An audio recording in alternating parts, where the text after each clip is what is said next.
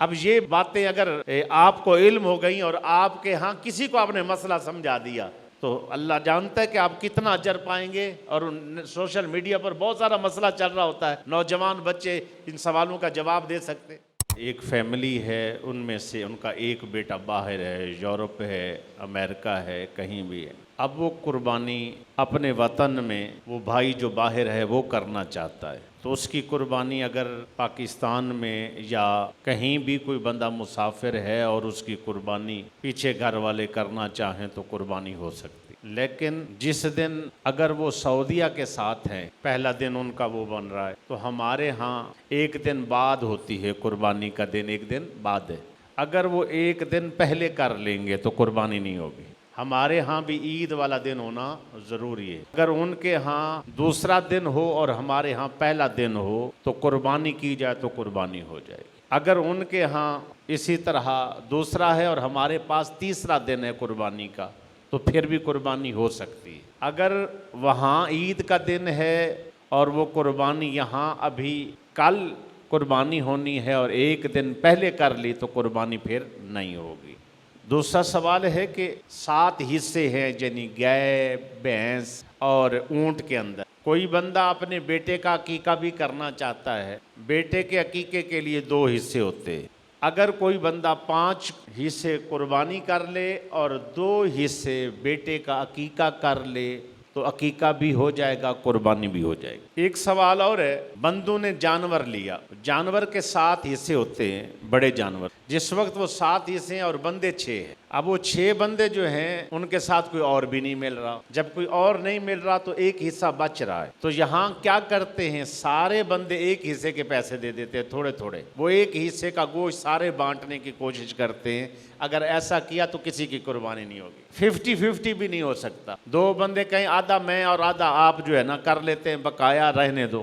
قربانی کے حصے کو نہ آدھا کیا جا سکتا ہے نہ اس سے زیادہ تقسیم کیا جا سکتا ہے، وہ پورے کا پورا حصہ رہتا ہے۔ اب اس کا طریقہ یہ ہے کہ کوئی بندہ 2 کر لے، وہ 2 حصے بندہ اپنے لے تاکہ ساروں کی قربانی ہو جائے۔ اگر نہیں بھی کسی کے پاس طاقت خریدنے کی تو سارے قربانی جو دے رہے ہیں وہ اپنے اس بھائی کو تحفہ کریں۔ ایک بندے کے لیے جو غریب ساتھ شامل ہے یا جس کے لیے ان کا دل کرتا ہے، یا کوئی مولانا شامل ہے یا کوئی محلے کا بزرگ آدمی شامل ہے، قابل قدر شخصیت شامل ہے، کہیں یہ آپ خرید لیں یہ حصہ اور اس کا گوشت بھی آپ لے جائیں گے اور یہ تحفہ ہوگا آپ کو۔ اگر کوئی بندہ کسی بھائی کے لیے تحفے کے طور پر قربانی کا بکرا، قربانی کا حصہ دینا چاہے تو تحفہ ہو جاتا ہے۔ سود خور، رشوت خور اور دودھ میں پانی ملانے والا بندہ، یہ بندے اگر قربانی میں حصہ دار ہیں تو اس وقت قربانی کا کیا حکم ہے؟ کیا بھئی ساروں کی قربانی ہوگی یا نہیں ہوگی؟ سود خور کا معاملہ علیحدہ ہے، یہ صرف دودھ میں پانی ملانے والا اور رشوت خور،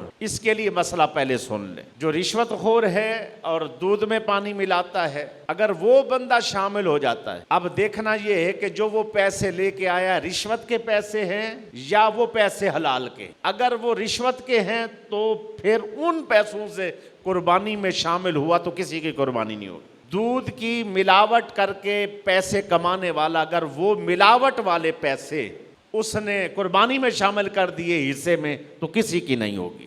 اگر وہ حلال کمائی میں سے نہیں دیتا تو اس کا حصہ اپنی قربانی میں نہ رکھے۔ جیسے سود خور کے ہاں کوئی سودی کاروبار کرتا ہے، اعلانیہ اللہ سے جنگ ہے، اس کی اپنی قربانی نہیں ہوتی، وہ قربانی کرے بھی تو نہیں ہوتی۔ اگر وہ کسی میں شامل ہو گیا اس کی بھی نہیں ہو۔ اسی لیے حکم ہے اکیلے کرو، اوکھے سوکھے ہو اپنا بکرا کرو۔ ایک بندہ جانور قربانی کا خریدتا ہے، وہ صاحب نصاب اور اس کو استطاعت نہیں ہے، لیکن پھر بھی محبت میں آ کے قربانی خرید لی۔ جب محبت میں آ کے قربانی خرید لی تو عید سے پہلے اس کی قربانی فوت ہو گئی، مر گئی، ہلاک ہو گئی۔ اب کیا کرے بھائی؟ اب وہ دوسرا جانور لے یا وہ جو مر گیا ختم ہو گیا، اس کے لیے دوسری قربانی نہیں ہے۔ کچھ لوگ فتویٰ دے رہے ہیں کہ اس کے لیے دوسری قربانی خریدنا لازم ہے۔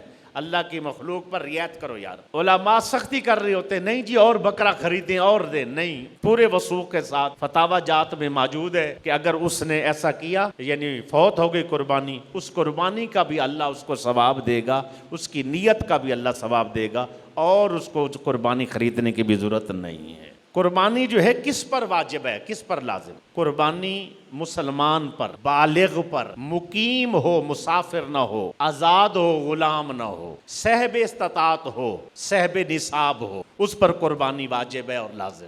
آخری شرط یہ ہے کہ صاحب استطاعت ہو، صاحب نصاب ہو۔ اور صاحب نصاب بندہ کتنا ہوتا ہے؟ جس کے پاس 52.5 تولے چاندی ہو، وہ صاحب نصاب ہے۔